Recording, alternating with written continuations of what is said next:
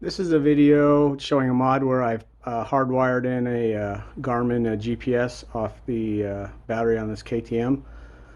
There's a few things you need to do to be able to do it, but before I show you those components, I'll just quickly go over what the install looks like.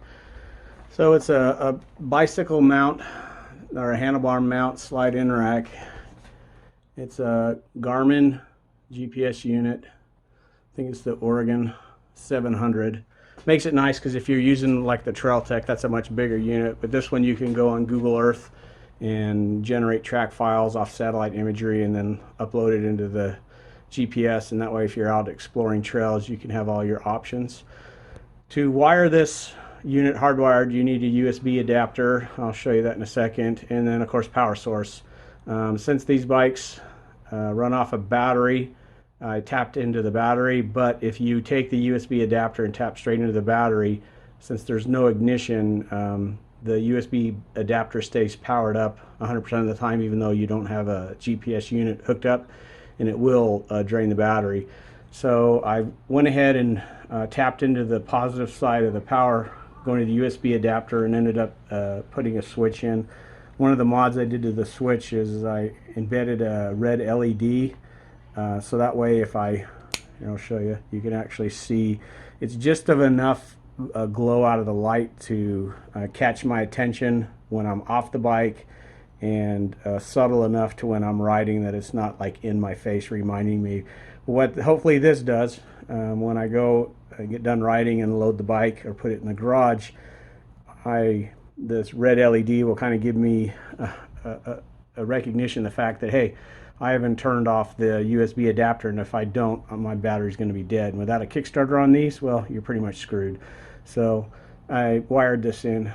I'll go ahead and show you the components I used here in a second. So these are some of the items you're going to need to go ahead and install a GPS hardwired or powered off the bike battery. I use, like I stated earlier, the Garmin 700 series. You can see from my hand it's relatively small. It's fairly light, fairly thin. You just get the satellite imagery or track files and go ahead and install and upload them in there, and then you have all the data you need. It's not a bad unit. The other thing you'll need, this is a Garmin specific, it's a handlebar adapter. This thing just slides off this mount on the back. You use zip ties to hold it on. Been using it for a multitude of years. Surprisingly, the zip ties work really well. Unless you have a really bad accident, then they may break, but it's usually you're not walking too good after that anyway. This is a USB adapter. I got this off Amazon. It handles, I think, all the way down from like 6 volts to like 28 volts. So if you're going off a bike that doesn't have a battery, it just has the stator side, it'll still handle it and regulate the voltage down to the required 5 volt for the USB connector. Like I said, I got this off Amazon. You can get it with the different connectors, the micro mini USB, a straight connector, a 90-degree left or 90-degree right.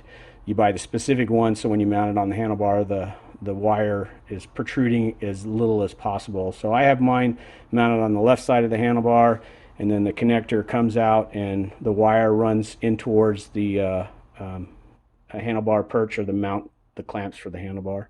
The other thing you'll need, which I also got, you can get off almost any Amazon, Rocky Mountain, Chaparral, almost. I mean, it's about a $10 switch, just on off, has 2 wires feeding in. I went ahead and modified it with the LED light inside, just as a precautionary thing to catch my visual eye that, hey, I've left the switch on, because if you hardwire this in on the battery on the newer bikes that don't have a Kickstarter, even though you've disconnected the GPS, like I stated earlier, the USB adapter will drain your battery and it will be dead. That's happened on my 300, but fortunately I have a Kickstarter, so it wasn't that big of a deal.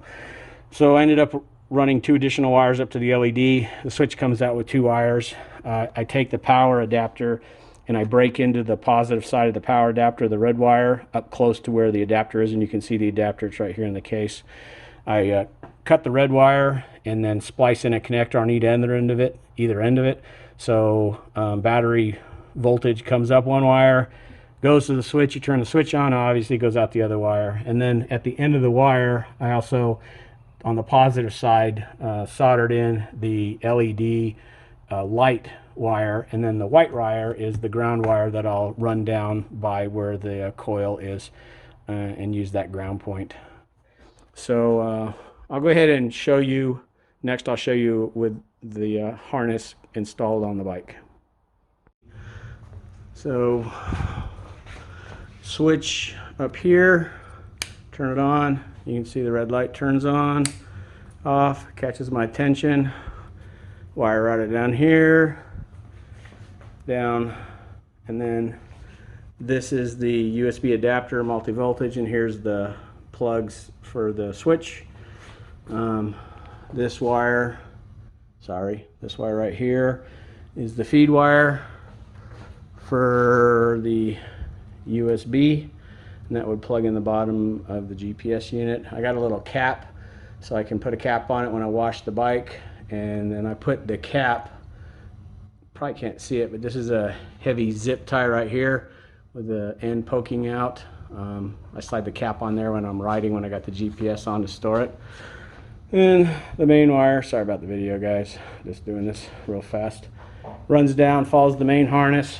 For the LED that I wired in, I used a different ground point because the power wire, positive and negative for the USB adapter, I tapped into the positive side.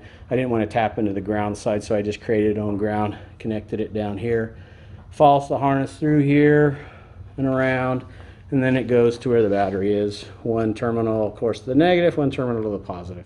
If you guys have any questions, drop me a comment and I'll see if I can answer them. Should be able to. Have a good one, guys. Bye.